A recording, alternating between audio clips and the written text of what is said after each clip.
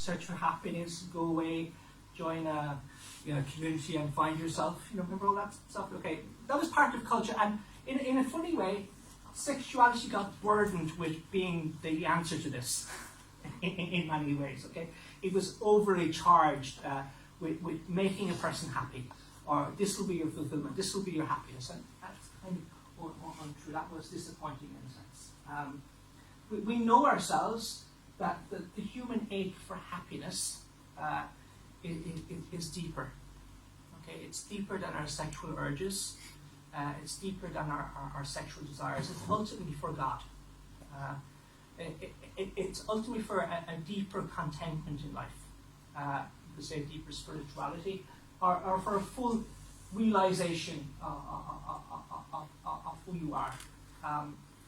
If we skip again to 2018, number 3, the aching culture has got worse. Okay, people turn to sex again to try and fill it. Their happiness sometimes is, it gets funneled into irregular sexual activity like pornography, being used as a drug to remedy unhappiness, and we see a rise in sexual addictions. And we see the improper use of sexuality, also in the manipulation of women, which the Me Too movement, which you've heard of, haven't you? We've heard of, all the stories, the revelations, the photographers, the cinema producers, the manipulation, very beautiful, very talented in women. So that's so something has gone wrong. Something's not working. Something's not being communicated.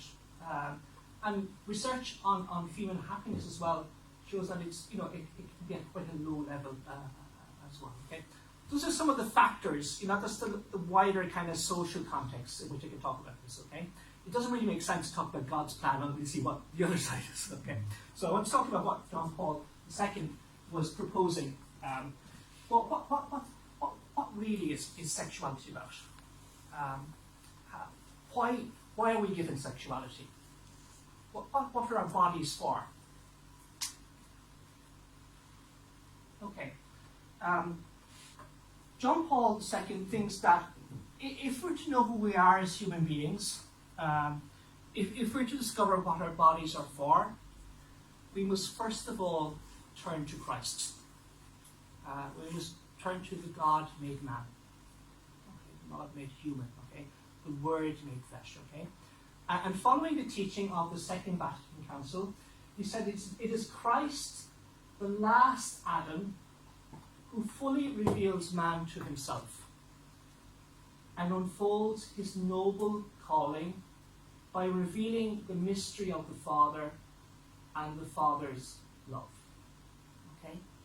If we're to discover who we are as human beings, as men and women, we have to look to Christ. Because he knows our humanity. He's united himself in a certain way with us, with each one of us. And when he talks into the richness, into the nobility of who we are. So when the Pharisees and scribes ask Jesus in Matthew's Gospel about marriage and what it's about, where does Jesus point them? Do you remember? Yeah, he points to the beginning. Okay? So the theology of the body of John Paul II is guided by the lips of Christ, the words of Christ, who points to the beginning. Okay? So if you have to know what your bodies are for, what sexuality is about, one of the signposts or one of the messages or one of the revelations of what it's for is in the beginning. Okay? Now what happened in the beginning? What happened? Okay? He said, in the beginning it was not so. God made them male and female. That is why a man leaves his father and mother and is joined to his wife, and the two become one flesh. Okay, so that's a packed sentence, you could say. Okay, male and female. There are two bodies. Okay?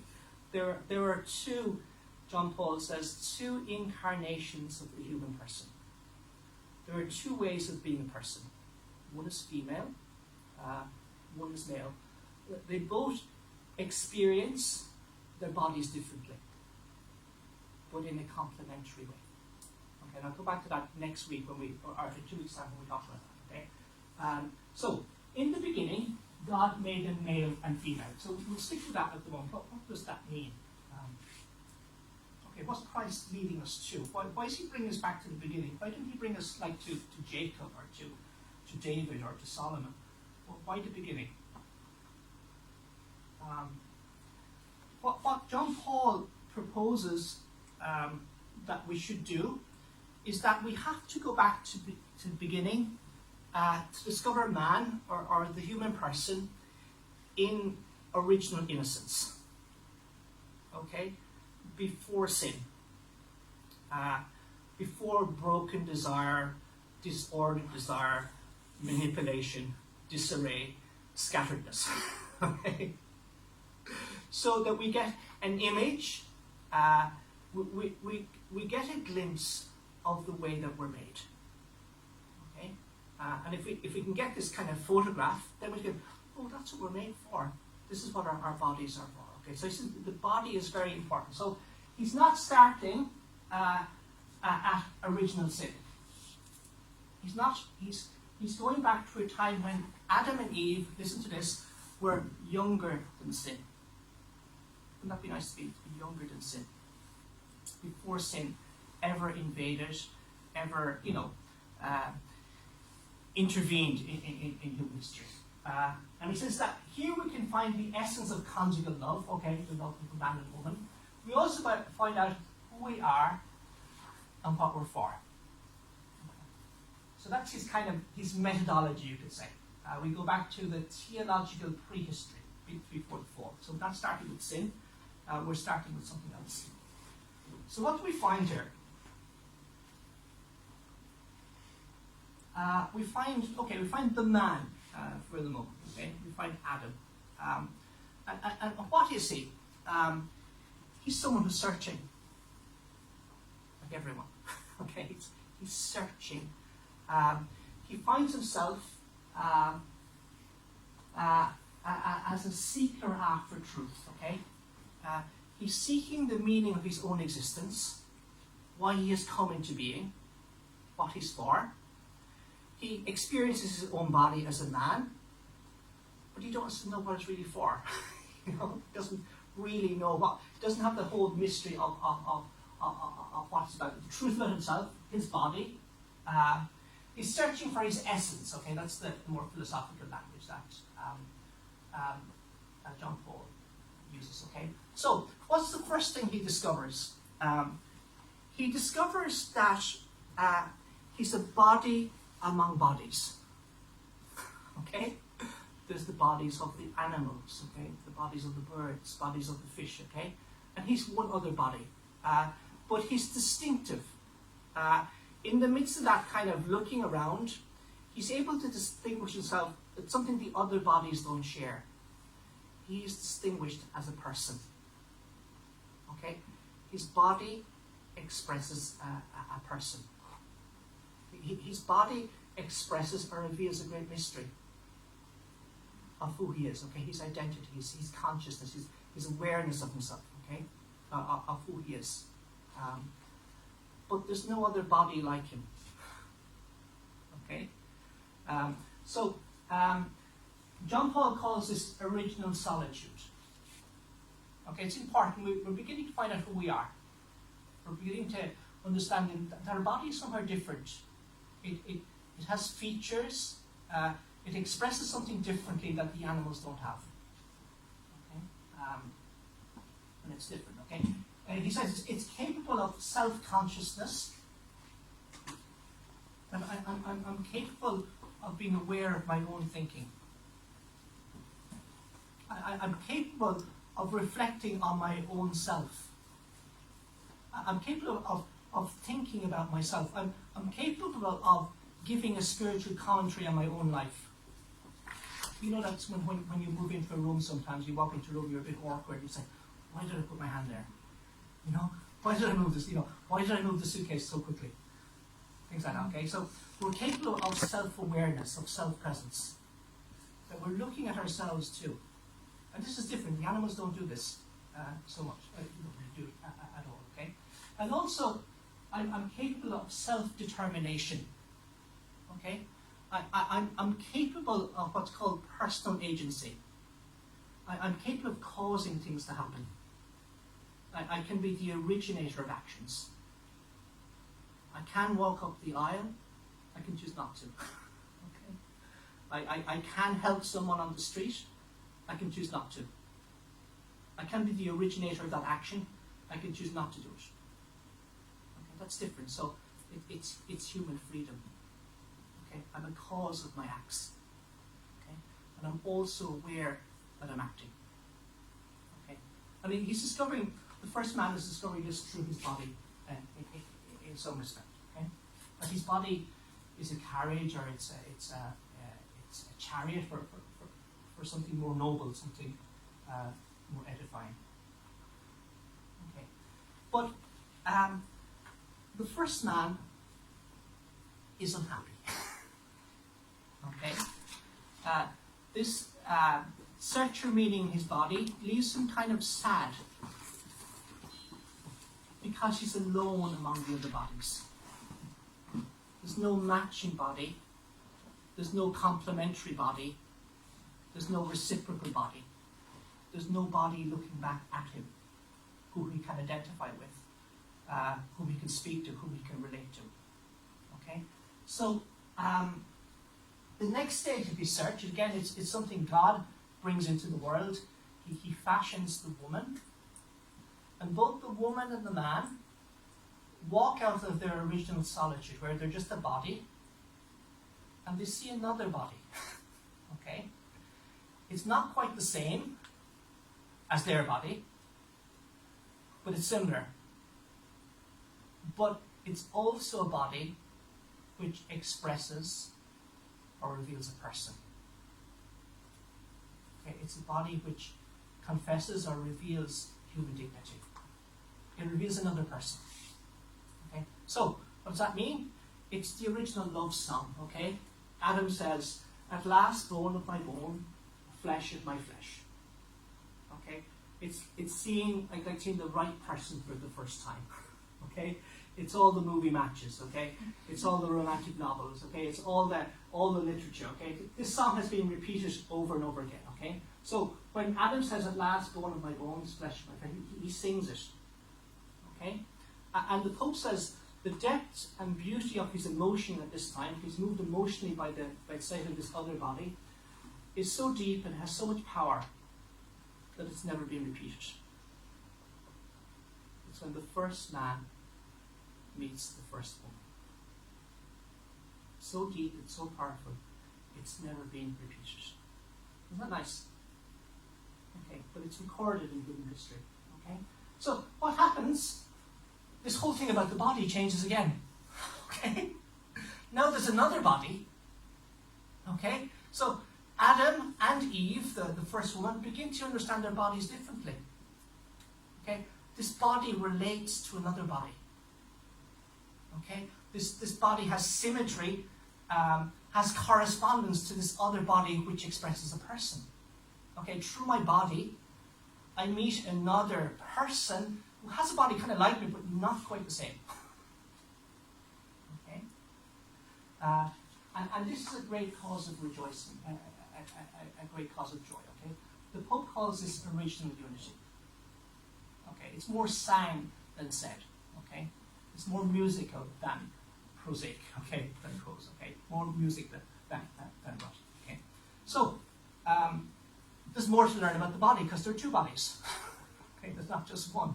Okay, there are two people now, two persons. So there's something to learn. Okay, and they converge, or they discover this unifying attraction towards each other. Okay, there's a fascination with each other. Okay? So the second experience the Pope speaks about is called original nakedness. Okay, because it's before sin. Remember, they're younger than sin. Okay, they have no consciousness of sin. They're innocent. Okay, they don't know what sin is.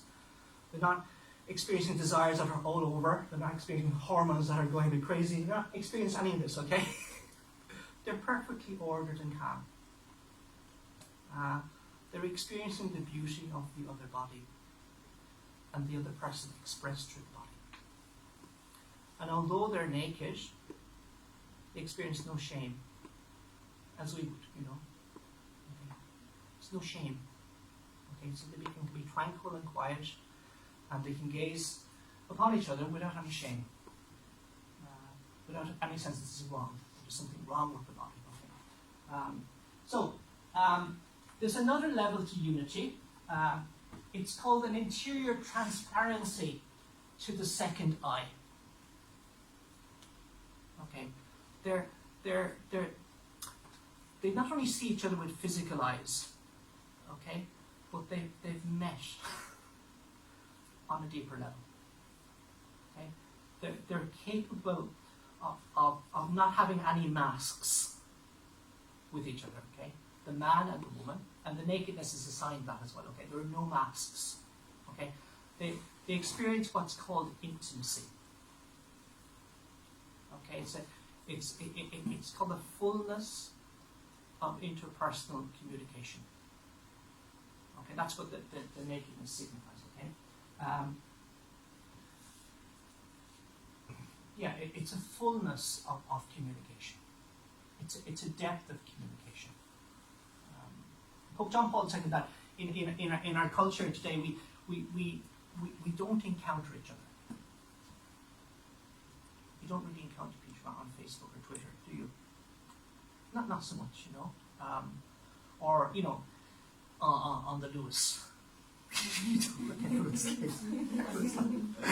don't encounter people, You're not intimate with people. I mean, you're not meant to be, But at the same time, he says that our meeting with other people can be very artificial. Okay, very superficial. And we don't really meet them as persons at all. Okay, it's a very different thing to meet a person. Okay. That's what's happening here. Okay?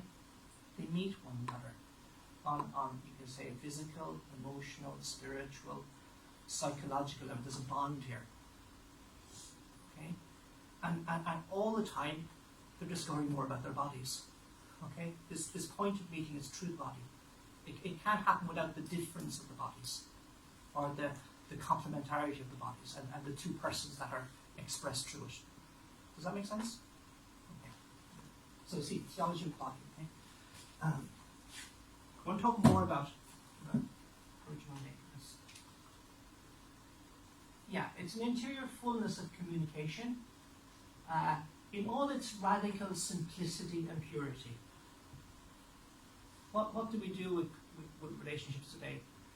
We tend to complicate them, don't we? It gets complicated. You don't text, you never text back, you never phone me. You never charge your phone. That's things you don't do, Or you never pay for the meal,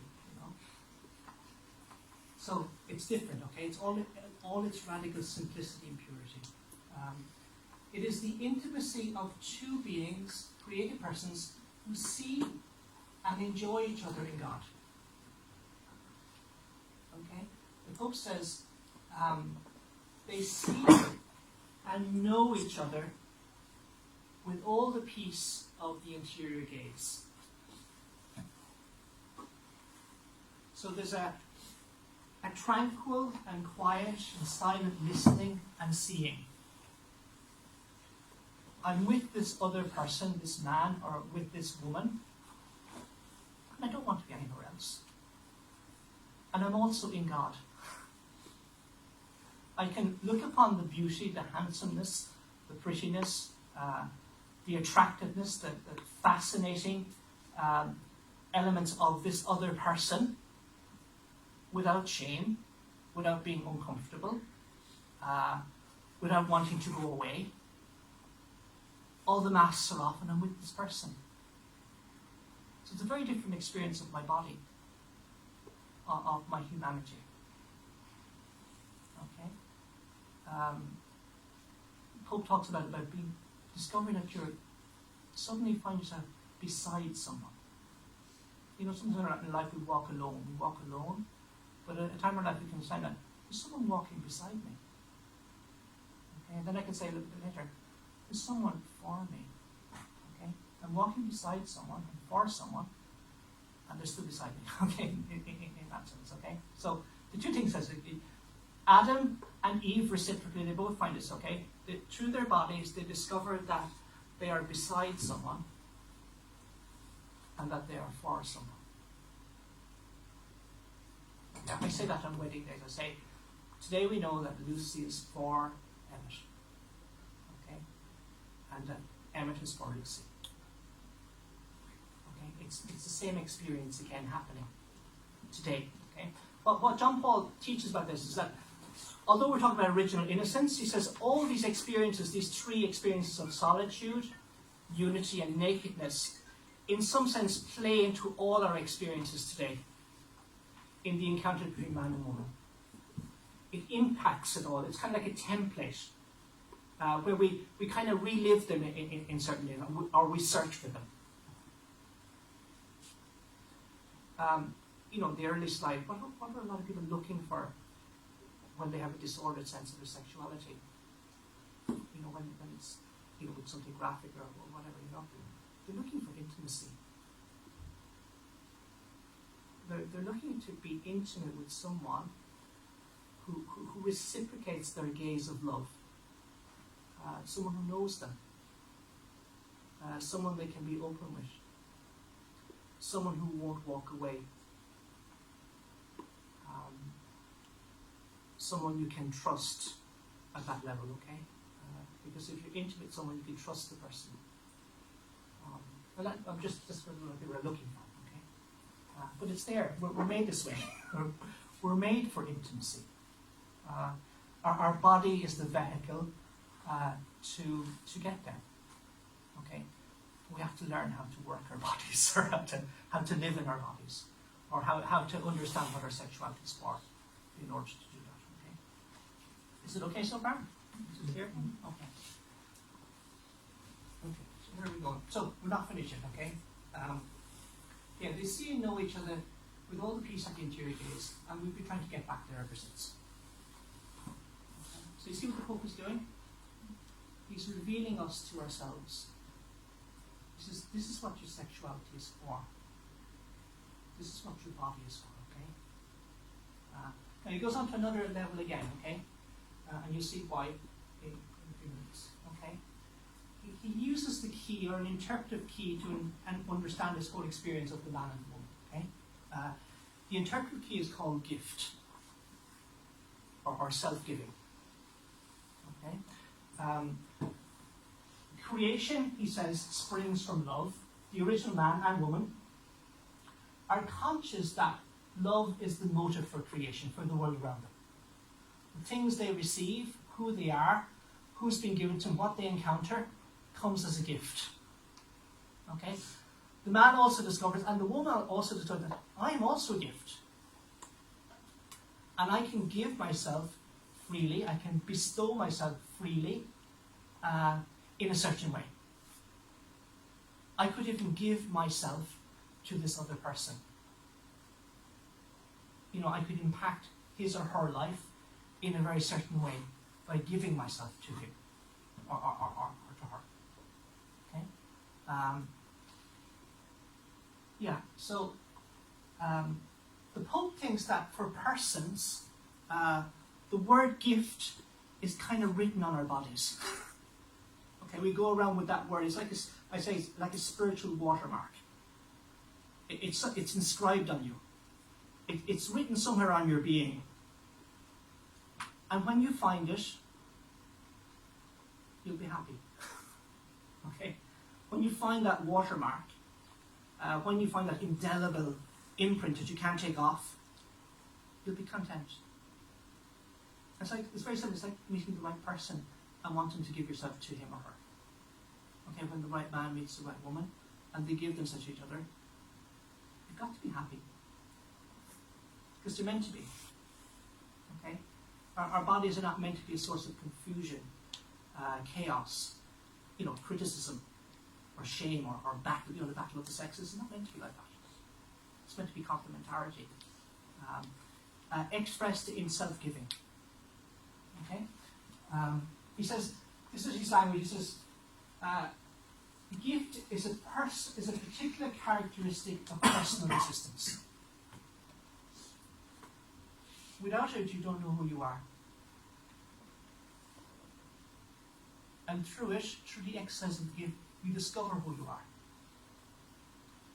In a funny kind of way, because you end up giving yourself away. You understand? That the gift is other-centered. The gift is the capacity to love. Okay? The gift is something towards another person. And when I move towards the other person, when I exercise that gift or make that act of self-giving love, I become who I'm meant to be. Do you understand? And that's the teaching of counseling. That man, through a sincere gift of self, okay, through the loss of himself, discovers himself. Okay? It's paradoxical. It's the gospel. Okay? Through giving ourselves away, through being committed to another person. It could be a state of life as well. It could be to the priesthood, it could be to religious life, it could be to enter a monastery, it could take solemn vows. Okay, there are different ways of living within the body, okay? Or it can be the married state. When I find that watermark, that indelible mark on who I am, I discover what I'm for, what I'm meant to be. Does that make sense? So, man and woman in this moment realize that their bodies are made for love, okay? The Pope talks about it in a technical teaching, he talks about the spousal meaning of the body. The body is marked, it's impregnated with this capacity to love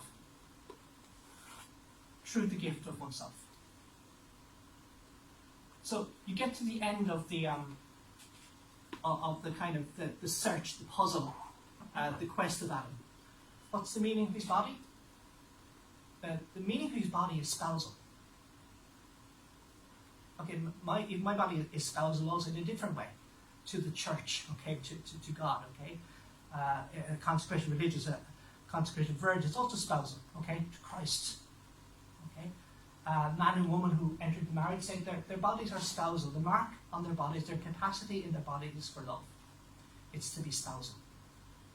Okay, to be united in a unique, permanent, intimate bond with one another. That you've got to maintain and work on and fight for all your life. But in doing that, in struggling, in fighting for it, in living it, the intimacy and the discord that comes in, you are becoming who you are.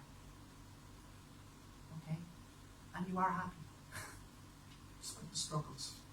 Despite, the challenges, okay? Mother Teresa of Calcutta's life is a challenge. Meet it. In one sense, John Paul's kind of theology of the body sounds very romantic, but it's very real. It's much deeper than romance, okay? It's not just the kind of ivory tower or that. It's the gift of self. It takes all of what you are, okay? Because the gift of self means in marriage being committed to this person. It means giving yourself over to it. And you see it in marriages where one of the spouses gets sick. When people are not even Christian at times, that just their sacrifice and their love and their commitment and their care for each other, it's incredible. It's very ennobling, it's very edifying to see that, okay? That's what John Paul is getting at, okay? There are beautiful, affectionate, romantic, emotional moments, and that's part of it too, that's part of love, that's part of our humanity, because we're on that level all the time, okay? We're on different levels, okay? That's there, but there's also a struggle. To love to the end, to love till it hurts, as Jesus did. Okay. So I'm going to finish. I think is that okay so far? Okay. I've stayed so far just on the human level. Okay, where's John Paul going with all this, or where is he coming from? He doesn't say it too clearly in the Theology at the beginning. It just says it kind of once or twice, and kind of in a veiled way. Okay.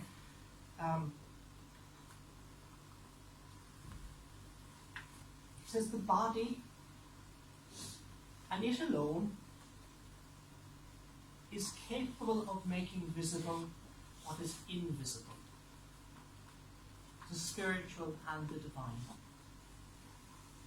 So in a very, just to round up, in a very kind of remote way, but yet in a visible way, in a very far off way, man and woman, in their bodies, the two incarnations of the human person, in a reciprocal gift, image God. Okay? Because in the heart of God's life, there's an exchange of a gift. Okay, there's self-giving love. That's who God is. God is a relationship. The Father, the whole of who He is, whole of His divinity, everything, His whole divinity, is given over to the Son, who possesses that divinity as well. And the exchange of that great gift between the two divine persons is so perfect, is so complete. It's a third person. It's the Holy Spirit. Okay, this is what John Paul says. He says that it can be said that in the Holy Spirit, the intimate life of the triune God becomes totally gift. An exchange of mutual love. Through the Holy Spirit, God exists in the mode of gift. He is person love. He is person gift. Okay? So in God there's this whole communication as well. Of course, God is not a body, okay? So it's not sexual in God or anything like that, okay? It's spiritual. It's a spiritual exchange between the Father and the Son in the Holy Spirit. So in some way, in a remote way, in a far-off way, because we can't get up to the level where God is at, man's body, woman's body, when they live the body's capacity to love, to give oneself, to be altruistic, to go out towards another, they bring God into the world. And that's where in one of the most ordinary places in the world you find God is in the family. Do you understand? You find the presence of God. When people are in communion with each other. When they're living out their daily chores, their daily lives, their daily commitments, their daily duties, their daily unselfishness in the family, there you find God. Okay? You find God in church, but you also find Him in the family. Do you understand? When the family in its intimate life is love. And that comes from the two bodies, the male body and the female body. But the secret of our humanity is in here. It's in the two bodies. Okay? Okay. That's all I'm going to say because I can go on. Okay. So I don't know if you have questions or like if any of you have any questions, then you can ask the voice. You want to sit down, Father? Yeah, yeah.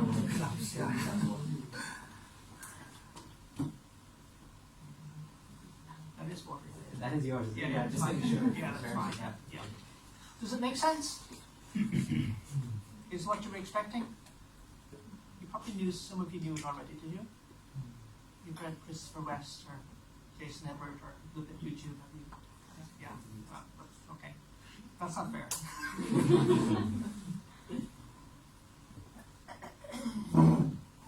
You know the way you said in original unity, original nakedness, Yeah. original something else.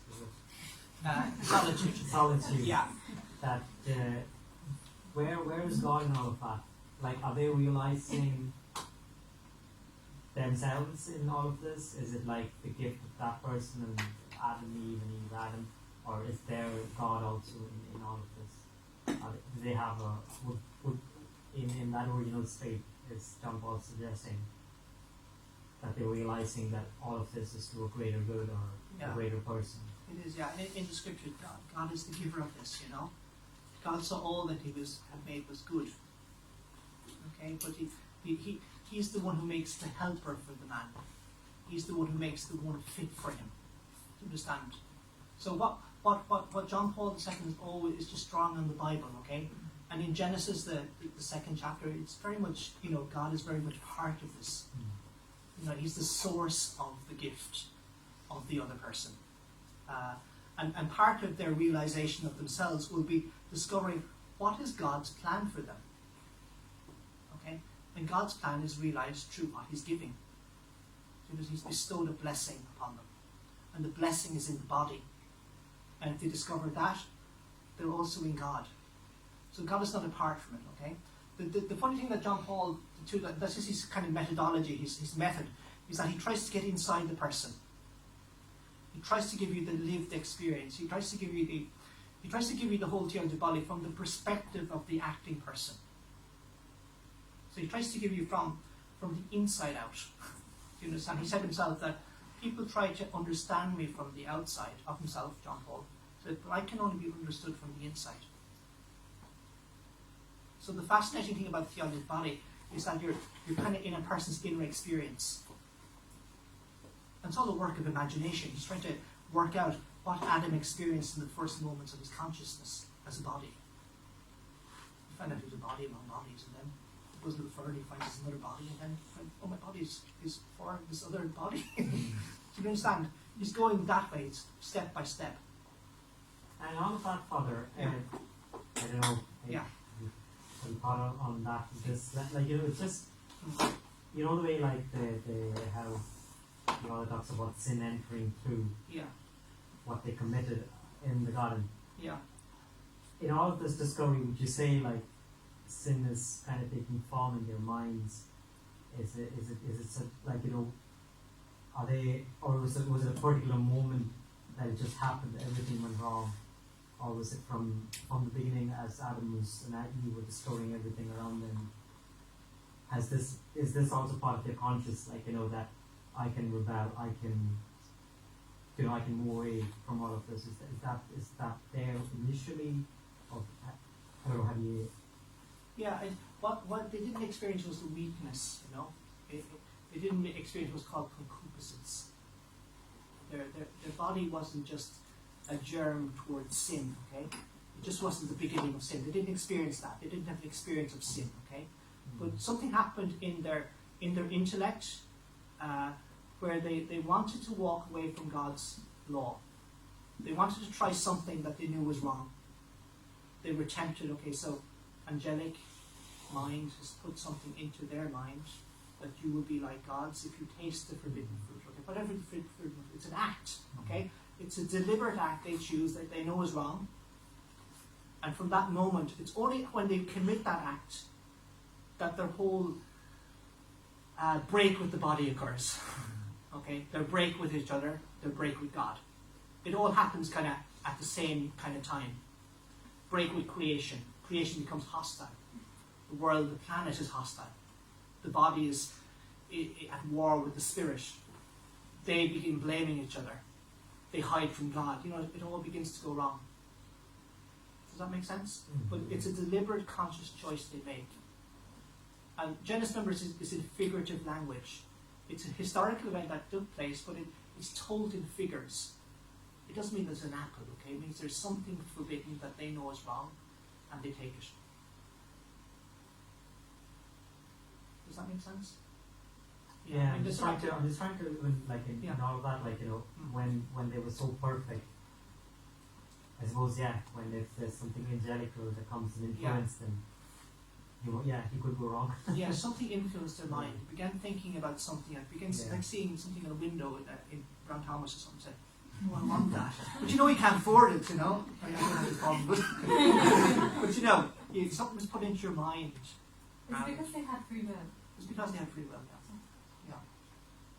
Would they actually, did they understand that they had freedom from the start because they were created perfect without sin? Or did they come to, like as you were saying, the discovery?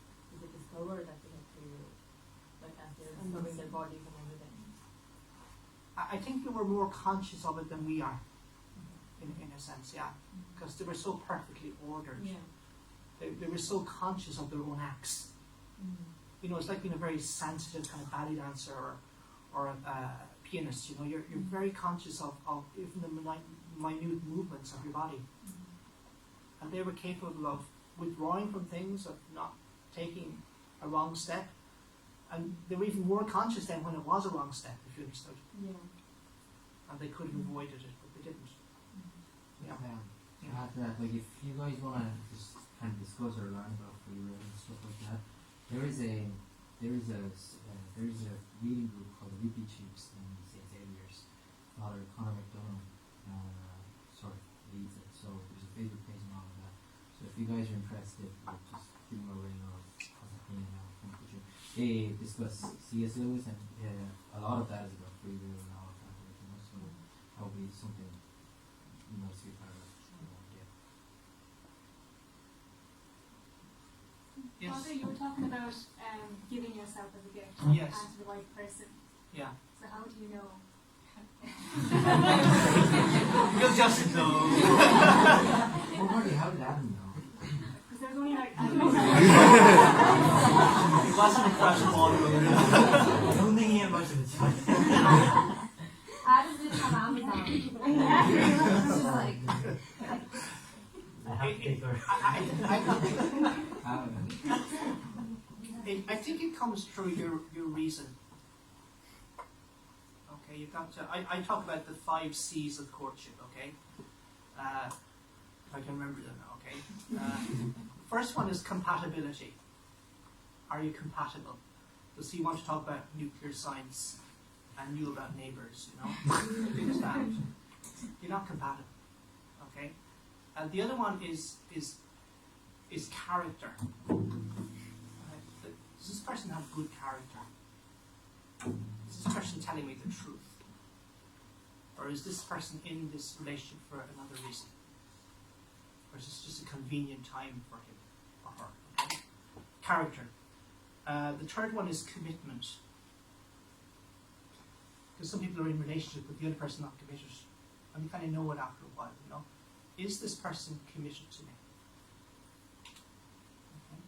And then it's kind of a lot of what I've been saying here, okay? The fourth one is communication.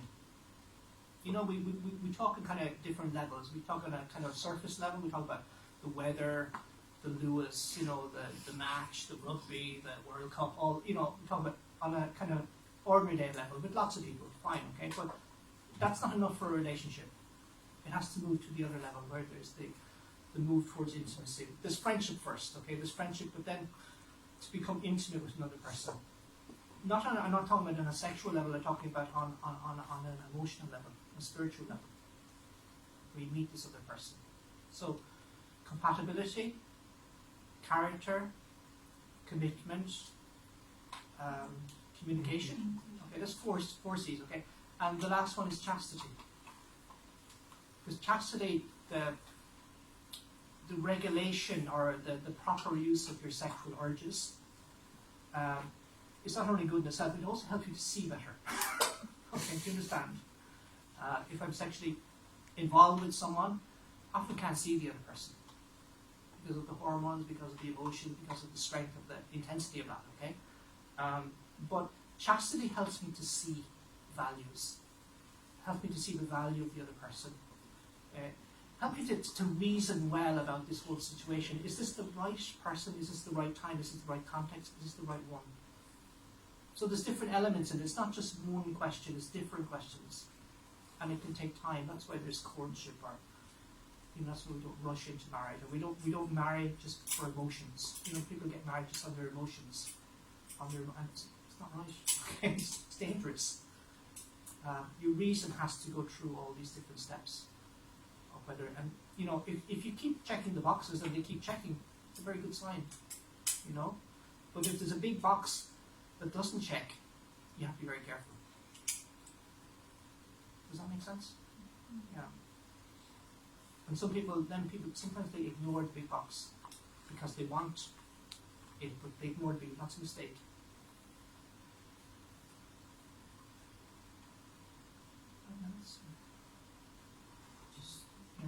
I don't know if there's more questions, but just like I know it's there's the beauty and romance of the original, all of those things. Yeah. But like what does that mean for us practically? Because often, like especially after the whole kind of the film or perception thing coming out, like it seems like if you try living according to this, yeah, it sounds great, but Yeah. it almost seems impossible in this world. Like, you know, how what does it mean practically for us? Like, you know, the cost stand for living sexuality. Like, I mean, well, whether it's choosing our vocation, Yeah. or like, you know, living like just even looking at a person, really looking at, like, you know, what should we keep in mind really? But I think the first thing you have to keep in mind is that your body is good. It's fundamentally good. You're attracted to other people for a certain reason. Okay, you'll be attracted to different people. Even after you're married, you still find other people attractive, okay? But it's your choice to take that in a further direction. Do you understand? And when you're in a relationship where when you're initially attracted to someone, okay, attraction is the first level, okay? Then you may become friends with a person. Spend some time with them. Get to know them. You know? You may meet again, you know? Talk with them, see what kind of person they are, see what their interests are. It's like kind of getting to know a person. And then it can go to another level where you're actually you're dating. You're seeing each other regularly, okay? And then you've got to question, where's this going now, you know? But keeping that under the commandments of God. Okay? We're not perfect because we have a weakness, we have concupiscence. Okay, it means that our desires are not what they should be all the time. Okay? But we have to like try and live a virtuous life. And a virtuous life means that I'm living a chaste life so that I can see the other person correctly, so I can see what's happening correctly. And hoping God, trusting God, He's leading me in the right direction. See, if you take one piece out of the jigsaw, it begins to fall apart. If you take out chastity, for example, it gets into a kind of a different level. You don't really know if this person is for you, or you don't know, you're kind of moving away from God as well. You know, so it's not just chastity by itself, but it aids the rest. You know, and we can do that by practicing good habits, and by avoiding certain kinds of material, by avoiding friendships that are unhealthy. You know, are leading us away from what we want. Yeah, so there's John Paul talks about the discipline of the gift. So the gift, it also exacts self-discipline from us. You have to deny yourself everything all at once, but really have to, it's an apprenticeship in love, how to love with your body. How to love with your body entails discipline. How to love another person is difficult, but you have to learn it. And, you know, keep going back to it, you know. Does that make sense? Okay, excellent. Right. Thank you. Thank you.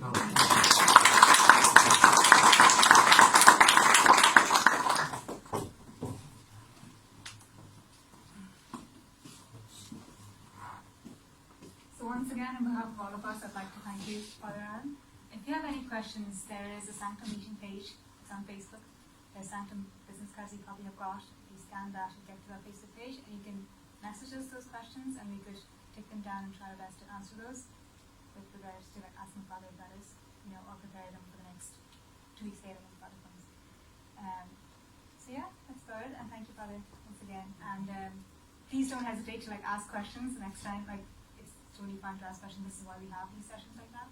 So once again, thank you, and thank you all for coming as well. Will we end with a prayer?